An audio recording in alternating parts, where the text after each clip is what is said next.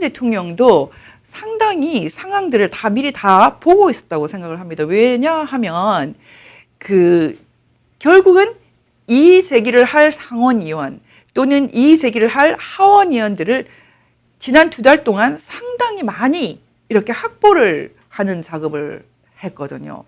저는 그것만 해도 그 트럼프 대통령의 정치적인 능력이 대단하다고 생각합니다.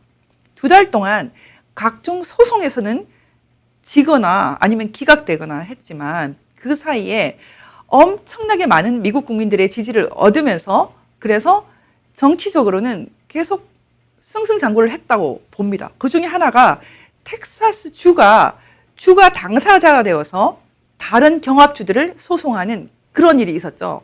그리고 그것은 여러분이 제가 이제 이 MP 저희가 발간한 잡지에 자세히 설명을 했습니다. 그래서 그 부정선거로 갈라진 2개의 미국이라는 이 글에서 제가 자세히 설명을 했습니다. 그 연방 대부분은 왜 텍사스 주 대 펜실바니아 등 4개 주 소송을 각하시켰나 이런 글을 써서 제가 이제 자세히 설명을 했는데요. 말하자면 이 소송이 기각이 되거나 또는 각하가 돼도 트럼프 대통령은 얻는 것이 굉장히 많았다는 것입니다. 그것은 한 주 전체 또는 많은 하원 의원과 상원 의원의 지지를 얻었다는 것이거든요. 한 언론도 도와주지 않는 제대로 된 그 제도권 언론이 하나도 도와주지 않는 이 상황에서 2달 동안 이렇게 많은 국민적인 지지와 이렇게 많은 의원들을 확보한 것은 트럼프 대통령의 천재적인 정치적인 능력이 아닌가 저는 그렇게 봤다는 것입니다. 그런데 제가 이제 그 2가지에 대해서 걱정을 하는 것을 말씀드립니다. 저는 지난번에도 그 민경 의원과 그 인터뷰를 하면서도 트럼프 대통령이 재선된다 제목을 이렇게 달았고 1월 6일에 그것이 재선이 결정이 안 나도 실망하지 마시고 진실이 승리한다 이렇게 좀 기다려 보시라고 이런 말씀을 드렸는데 미국은 법으로 하면 무조건 느리기 때문에 일단 간단하게 끝나는 그런 거 아닐 수도 있다 이런 얘기를 제가 여운으로 남겼는데요. 저는 그것은 트럼프 대통령이 더 잘 알고 있었다고 생각하거든요. 근데 문제는 여기서 발생을 합니다. 그날 트럼프 대통령이 그 상하원 합동회의가 있을 때 국민들을 소집하지 않았습니까? 그리고 정말 뭐 어마어마하게 많은 사람들이 모여들었어요. 이 국민들을 소집할 때 트럼프 대통령은 그 소요를 일으키기 위해 소집한 것은 전혀 아니었을 거예요.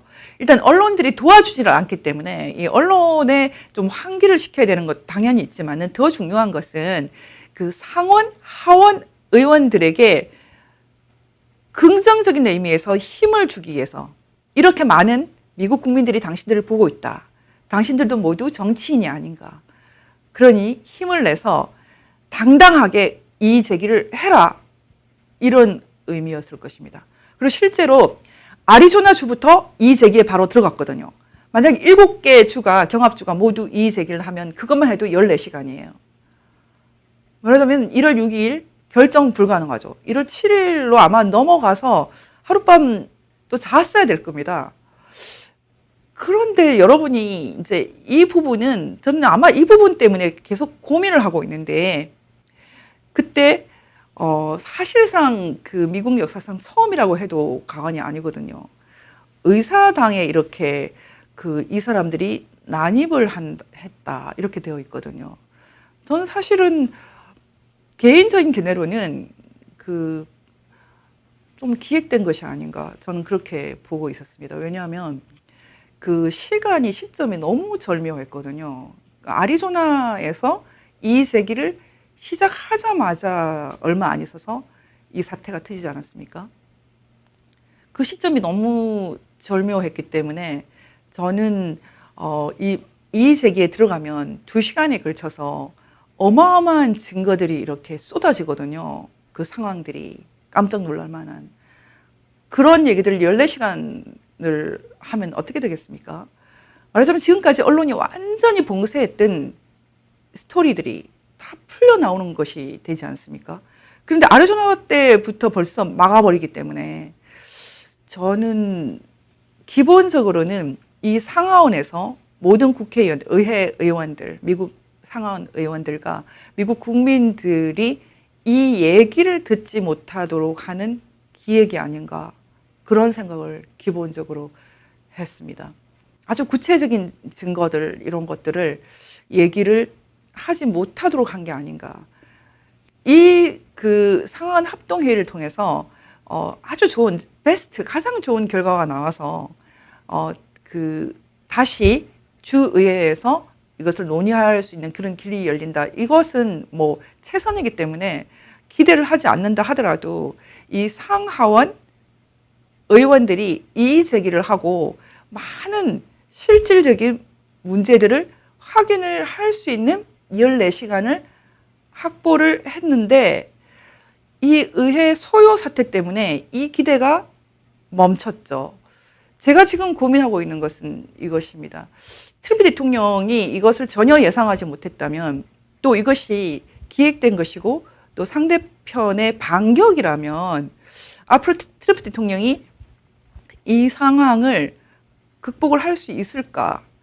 저는 제가 처음부터 말씀드렸지만 트럼프 대통령은 이 전체 세트를 6개월 정도로 기획을 해서 상당히 성공적으로 지금까지 코스를 밟아왔는데 예상하지 못했던 이 의회 난입 사태라고 하는 이것을 정치적으로 100% 활용해서 탄핵까지 갖고 가려고 하는 이 민주당에 대해서 트럼프 대통령이 성공적으로 극복을 할 수 있을까? 이것은 제가 지금 잘 알 수가 없습니다. 제가 이 상황에서 여러분에게 말씀드릴 수 있는 것은 지금 미국에서 일어나고 있는 것은 어떤 뭐 거대한 세력과 트럼프 혼자 이런 것이 아니라 모든 코스를 하나 밟아가는 그런 코스입니다. 하지만 우리가 적이 누군지 상당히 구체적으로 많이 알게 되었어요. 그중에 가장 구체적이고 큰 적으로 알게 된 것은 기본적으로는 빅테크라고 하는 페이스북과 트위터와 구글 이런 거대한 테크놀로지 기업입니다. 근데 여러분 여기서 저희가 한번 또 생각해야 되는 것은 이것입니다. 지금 트럼프 대통령이 1월 6일 의회 난입 사태를 예상하지 못했으면 그러면 전체가 6개월이라 하더라도 이것을 극복할 수 있을까? 이런 고민도 하지만 이 빅테크들이 지금보다는 더 노골적으로 그 야수와 같은 발톱을 드러냈거든요. 사실 지금 미국에 있어서 가장 중요한 것은 현재 미국은 지난 200년 넘게, 230년 넘게 지속되어 왔던 헌정 질서가 살아있는 미국이 더 이상 아니라는 것을 저희가 확인하게 됐죠. 저는 미국 법을 공부한 지 벌써 20년 전부터 공부했지만 이런 사태는 처음 겪어봅니다. 정말 이상해요. 상상을 좀 초월하거든요. 그래서 지금 빅테크들이 하나의 정부처럼 되어버렸어요. 대통령보다 더 권력이 세버려요. 대통령의 언론의 자유도 막 막아버린. 이런 빅테크들이 미국 정부만큼 세져버린 이 상황에서 과연 트럼프 대통령이 극복할 수 있을까? 지금 현재로서 제가 얘기할 수 있는 것은 트럼프 대통령이 이런 상황도 계산을 해둔 것은 사실이다.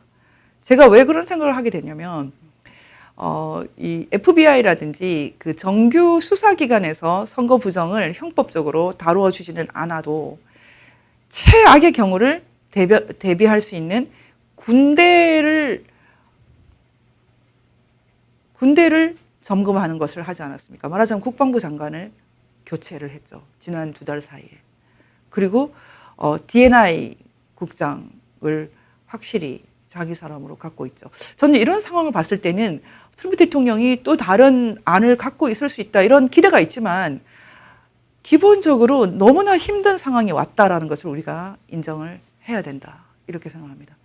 여기서 저는 이제 하나의 결론을 내리고 싶습니다. 지금 트럼프 대통령에 대해서 이런저런 뭐 비판이 많고 또 여러 가지 또 인격적인 또는 뭐 안보에 있어서 여러 가지 불확실성 이런 제가 조금 전에 적시를 했던 여러 가지 문제들이 있지만 지금 트럼프 대통령의 중요성이라는 것은 이런 것들 뛰어넘어 있지 않습니까? 정말 이상한 민주당 거기다가 중국 공산당하고도 결탁된 것으로 의심되는 그리고 막대한 중국 공산당 자금이 풀리고 있는 그 월스트리트 같은 그런 거대한 금융 집단, 그리고 이 빅테크 이런 거대한 세력이 미국의 헌정 질서, 미국의 헌정 질서의 핵심은 듀 프로세스거든요. 듀 프로세스. 뭐든지 듀 프로세스라는 것은 이거를 계속 여러분이 공부하시면 답답해서 거의 죽고 싶을 수도 있습니다. 듀 프로세스. 제가 듀 프로세스라는 이 말을 설명할 때 항상 이제 학생들한테도 아주 간단하게 설명할 때 이 말로 설명을 하거든요. 이게 얼마나 답답하고 느리고 황당한 개념인 줄 아느냐. 가령 내가 영장을 발부를 해서 어떤 사람이 물건을 훔쳤는데 그 훔친 물건을 내가 저 집에 들어가서 찾아야겠다라고 해서 영장을 발부해서 들어갔는데 그 집 훔친 물건 옆에 마약이 있더라. 그 마약을 집어올 수 있느냐 없느냐 가지고 막 수달, 수년씩도 싸우는 것이 이 듀 프로세스 개념이거든요. 여러분이 이런 세계를 이해할 수 있습니까? 이런 소송이 너무 많아요.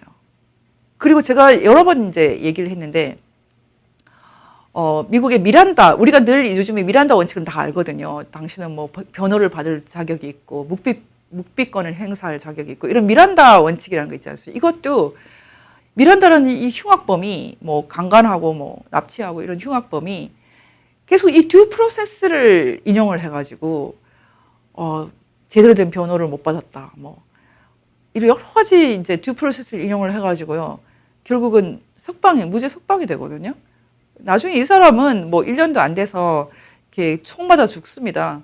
저는 그것이 천벌인지 아니면 누가 원수를 갚았는지 정확하게 모르겠는데, 천벌을 받든지 어쨌든지 미국 법이라는 것은, 미국 헌법이라는 것은 이렇게 낱낱이 따져가면서 정말 억울한 사람도 너무나 많이 생기는데도 불구하고 목발 짚는 것보다 더 늦게 가는 그런 세계거든요. 그래서 미국 헌법은 깜짝 놀랄 정도예요. 와, 이런 법을 갖고 있는 나라가 어떻게 세계 1등을 하나? 이런 생각이 늘 들 정도거든요. 제가 아까 말씀드렸던 만약에 훔친 물건 이제 경찰이 찾으러 그 집에 갔는데 그 책상 위에 마약이 있는데 그걸 갖고 와도 되나 안 갖고 와도 되나 이런 거를 가지고 소송을 어마어마하게 벌이는데 결론은 갖고 와도 되는 걸로 났습니다. 그걸 이제 플레인 뷰 닥트린이라고 그러거든요. 그러니까 그냥 맨눈으로 봤을 때 불법 물건, 컨트라밴드가 있으면 갖고 올 수 있다. 뭐 이런 식으로 이제 결론이 났는데 그러면은 또 어떤 소송이냐면은 그러면 살짝 보이는 거는 서랍 속에 들어있는 것이 살짝 보이는 거는 또는 어떤 사람이 일부러 문을 이렇게 서랍을 열어서 찾아왔을 때는 뭐 이런 소송이 계속 있는 거예요. 그래서 여러분들이 이런 이제 미국 법의 세계를 이해하기가 좀 쉽지 않은데 듀 프로세스라는 게 그런 거거든요. 듀 프로세스. 정말 답답하기 짝이 없고요. 정말 길고 그래서 미국에서는 엄청난 이런 과학 수사가 있어야 됩니다. 그래서 이게 오래 걸리는 거예요. 거기다가 이런 어마어마한 증거들을 다 모아놓고 또 배심원까지 불러가지고 하나하나 다 확인하고 사실을 이렇게 대조하고 나중에 이게 유죄냐 무죄냐 뭐 판결을 내리는 이런 너무나 복잡한 그런 과정이 듀 프로세스라는 개념이거든요. 이렇게 되다 보니 결국은 이제 미국이라는 나라의 이 형법 시스템이 사실은 사람들을 완전히 컨빈싱하게 설득을 시키는 그런 방식이지 않습니까? 제가 아는 미국의 법치라는 것은 원래 이런 거였어요. 그런데 지금 이 빅테크들 언론의 자유가 뭐 없어요. 지금 대통령이고 뭐고 대통령 지지하는 사람들 또는 적들은 다 제거한다. 미국의 수정 헌법 1조는 언론의 자유를 강범위하게 규정을 하거든요. 거기다가 1960년대에 이렇게 확립이 된 미국에서 이게 랜드마크라고 그러는데 언론 자유에 대해서는 가장 중요한 이제 소송이 뉴욕 타임스 vs 설리번이라는 소송인데 이 뉴욕 타임스 vs 설리번이라는 이 소송 1964년 대법원이 판결을 한 이 소송은 공인에 대해서 비판이 굉장히 자유롭다. 그리고 공인들도 굉장히 자유롭게 말할 수 있다라는 것이 아주 일반적인 원칙이 됐거든요. 대신 개인에 대해서 사인에 대해서 너무 은밀한 걸 드러낸다거나 뭐 명예훼손을 한다거나 이런 것은 안 되지만은 좀 공인들은 훨씬 더 넓게 이렇게 인정을 해준다. 뭐 그래야지 이 공적인 사회가 아주 풍요로워진다. 사실 이게 미국의 언론 자유의 기본적인 컨셉이거든요. 근데 지금 대통령의 입도 막아버리지 않습니까? 너무 놀라운 이제 현실이 됐기 때문에 미국이 새로운 미국이 됐죠. 이 새로운 미국을 어떻게 할 것인가. 우리가 이제 이런 숙제를 갖고 있는데 말하자면 지금 2021년의 미국은 1789년 헌정 질서가 만들어진 미국이 아니다. 말하자면 권력의 분립이라든지 좌와 우가 나란히 같이 날개짓을 하는 그런 세계가 아니라 상상할 수 없었던 거대한 야만이 들어온 도래한 깜짝 놀랄 만한 새로운 미국이 됐다는 거죠. 이 미국과 싸우는 거죠. 트럼프 대통령이. 트럼프 대통령이 아무리 거칠게 말하고 가끔 오판을 하고 가끔 법적으로 좀 어리석은 말을 하고 뭐 기타 등등 한다 하더라도 이 트럼프 대통령의 위치라는 것이 너무나 거대한 적을 상대하고 그 거대한 적은 그렇게 점잖게 상대를 해서 물러갈 적이 아니라 너무나 어둡고 검은 세력이라는 것. 저는 이 시대에 왜 이렇게 그 음모론 같은 그런 얘기들이 많이 판치게 되는지는 이미 이유는 그래서 알고는 있어요. 그렇지만 그럼에도 불구하고 저희가 합리성과 이성을 포기하면 그 세력을 이기지 못한다. 듀 프로세스를 포기하면 이기지 못한다. 이것이 또 지난 200년 넘게 미국의 역사에서 하나의 교훈이었거든요. 미국은 또 천천히 갈 것입니다. 그렇지만 천천히 가면서도 패배하지는 않을 것입니다. 제가 이런 확신을 갖고 있고 가끔씩 요즘은 그 확신도 흔들리기 때문에 굉장히 마음이 힘들 때가 많아요. 그럼에도 불구하고 저는 차분하고 차갑게 봐야 된다 이렇게 보고 있습니다.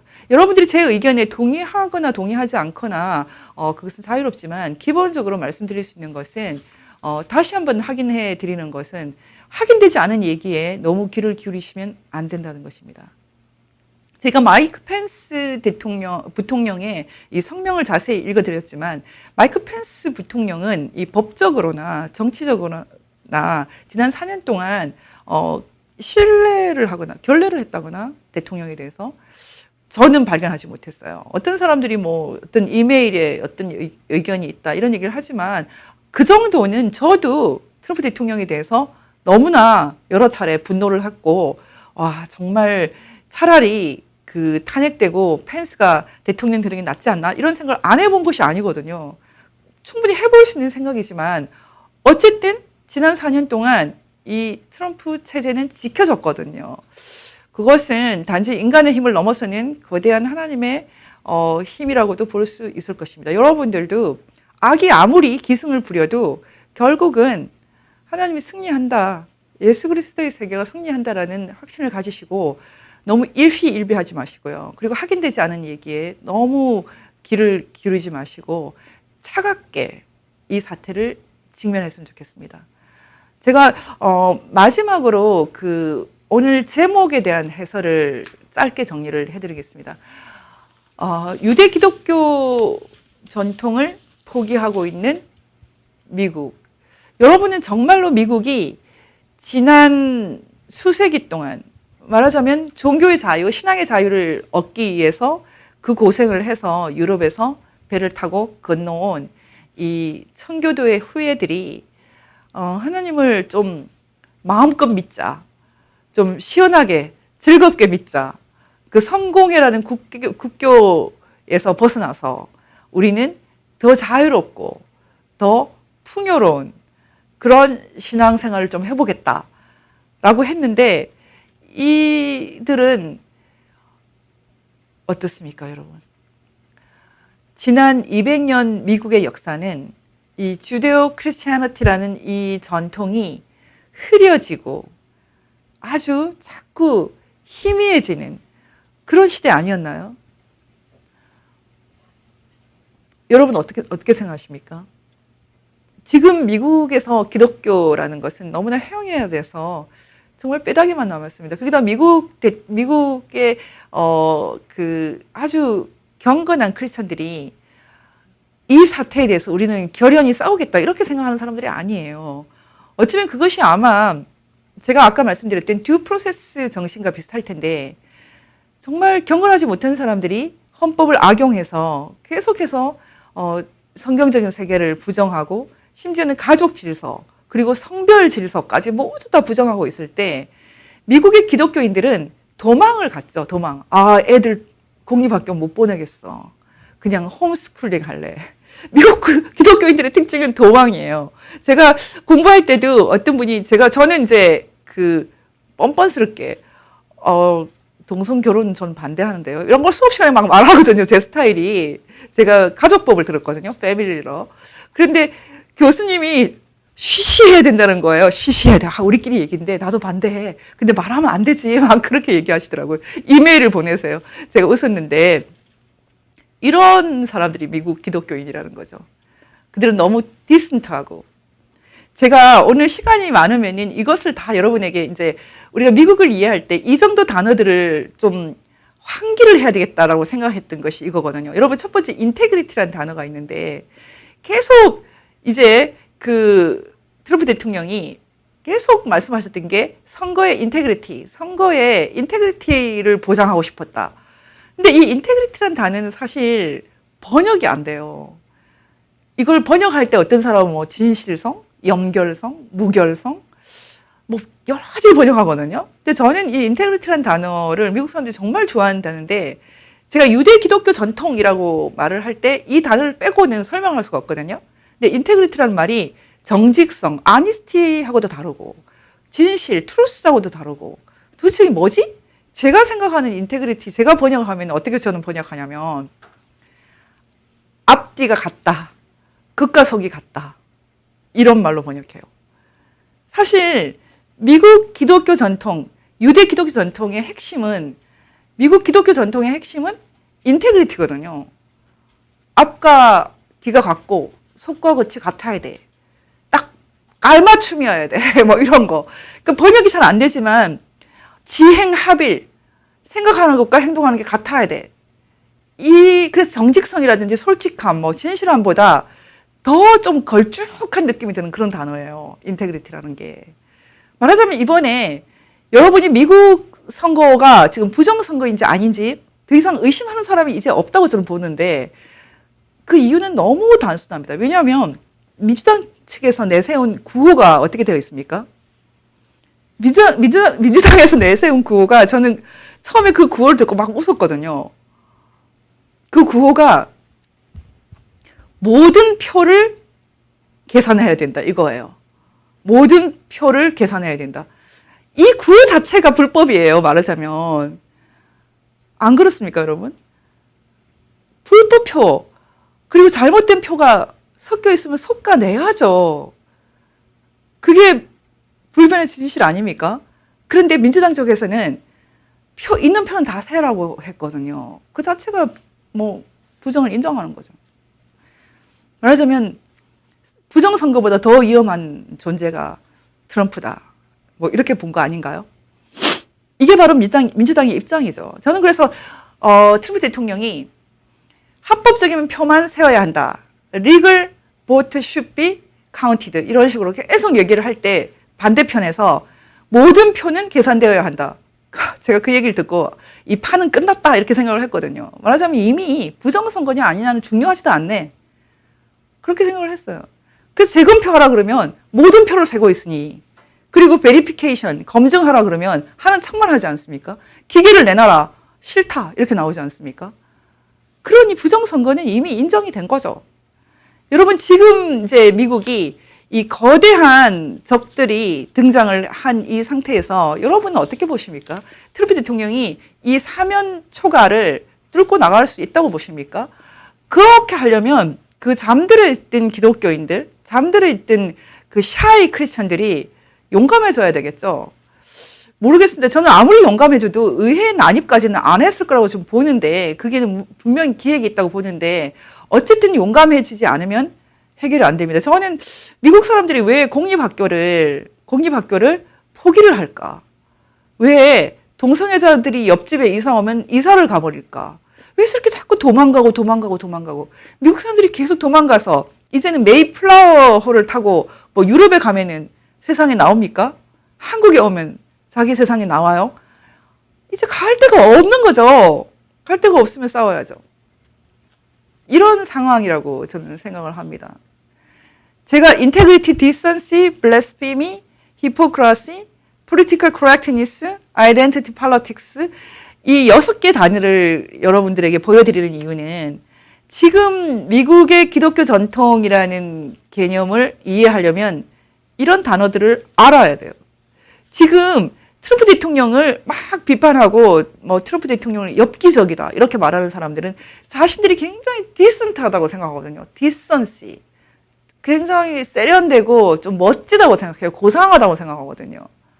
그런데 이것이 앞뒤가 안 맞는 거면 생각과 행동이 다른 거면 인테리티가 없는 거면 어떻게 되는 것입니까? 지금 민주당에서 저 트럼프, 저 XX는 너무 말도 거칠고 디센트하지 않아 라고 생각하지만 자신들이 이미 인테그리티가 없어요. 거기다 블래스펌이라는 것은 이 단어는 미국에서 오래 사신 분도 잘 모르는 분들이 많은데 사실 여러분이 블래스펌이라는 이 단어에 대해서 좀 공부를 하시기 바랍니다. 이것은 성경에서 많이 나오는 단어인데 특히 요한계시록에서 계속 이제 참남되다는 단어 쓰지 않습니까? 이 참남되, 사람들이 참남되다 이 말을 뜻을 한국 사람도 모르거든요. 한국 일반 사람들이 모르는 말이죠. 성경에 나오는 말인데. 그래서 그걸 최근에는 어떻게 번역하냐면 신성모독하는 이렇게 번역을 하거든요. 이 블래스퍼, 참남됨이라는 거. 그것은 뭐냐면 여러분들이 정말 어떻게 보면은 본능적으로 이렇게 저거는 너무 이상한 거야 이렇게 느껴져야 돼요. 참남됨이라는 것은. 근데 지금 미국 민주당의 참남됨이라는 건 이루 말할 수가 없거든요. 마약과 동성애와 동성결혼과 가족을 부인하고 사랑이 없고 그리고 뭐 부정선거고 뭐고 아무 상관없이 자신들의 목표를 이루려고 하고 돈에 대해서 엄청나게 탐욕적이고 뭐 공화당은 안 그렇다 이렇게 얘기하는 건 아닌데 미국이 미국다움이라고 할 때 이런 참남됨에 대해서 방어를 해야 되는데 지금 있는 미국의 문제 중에 핵심적인 것이 바로 이 블래스펌이거든요. 신성모독. 근데 저는 이 신성모독하는 말들과 행동들, 생각들 이런 것들 우파들, 공화당뿐만 아니라 한국 우파들한테도 많이 느낍니다. 저는 음모론을 싫어하는 이유도 이것 때문에 싫어요. 블래스퍼미. 음모론은 너무나 많은 사람들을 이 음모적으로 몰아대고 신성모독하고 제가 최근에 펜스 부통령에 대해서 옹호하는 것은 펜스 부통령을 검증하려면 그의 행동과 말을 가지고 해라. 모르는 거, 이조된 거, 가짜들 갖고 오지 마라. 저는 참 가슴이 아파요. 저는 요즘에 우파든 좌파든 이 신성모독하는 세력들과 싸우고 있다고 생각합니다. 그래서 저는 오늘도 부유에는 계속 인기 없겠다. 우리는 갈 곳이 없겠다. 그리고 이 내 생애 동안에 전 약 3,000명 정도의 그 뜻을 같이 하는 사람들만 있으면 만족이다. 저 이상 못해요. 그리고 난 저는 하나님 저는 빠이빠이예요. 요즘 그런 생각을 많이 할 정도거든요. 히포크라시 이건 정말 중요한 단어입니다. 이것도 역시 성경에 많이 나오는데 위선. 이것은 political correctness하고 같은 말이죠. 정치적으로 이거 옳은 것 같아. 하지만 그건 위선과 참남됨이 다 포함되어 있는 거죠. identity politics 똑같은 개념입니다. 흑인들을 계속해서 선동하고 사실은 흑인들을 더 비참하게 만들잖아요. 이런 현실이 지금 미국에 있다는 것입니다. 제가 이 단어들을 적시했던 이유는 미국이 정말로 유대 기독교 전통으로부터 벗어나는가. 사람은 하나하나가 참 다 천부인권을 갖고 귀한데 하루아침에 그 천부인권이 실현되지 못하더라도 역사 가운데서 한 걸음 한 걸음 각 개인에게 천부인권이 이렇게 실현되는 그 생애 가운데 실현되는 그런 비전을 향해서 우리 역사가 나와왔는데 지금 2021년에 한국에서 미국에서 마치 그것이 끝난 것 같은 그런 비감을 주고 있습니다. 하지만 여러분 절망하지 말아요. 왜냐하면 이제 깨어나기 시작하지 않습니까? 공립학교를 다 포기했던 크리스찬들이 공립학교를 다시 찾아야죠. 교육을 새로 회복해야죠. 새로운 교육이 시작돼야죠. 그리고 탐욕에서 벗어나야 되고 그리고 진정한 하나님께서 주시는 기쁨을 회복해야 되고, 가장 중요한 것은 사랑을 회복해야 됩니다. 여러분들 너무 많은 사람들을 배격하기 위해서, 부정하기 위해서 하는 말들을 주의하시고요. 사랑을 잃지 않았으면 좋겠습니다. 마태복음 24장을 여러분에게 추천합니다. 이 시대는 너무나 사악해져서, 서로가 위키드해져서, 사랑이 없어져서,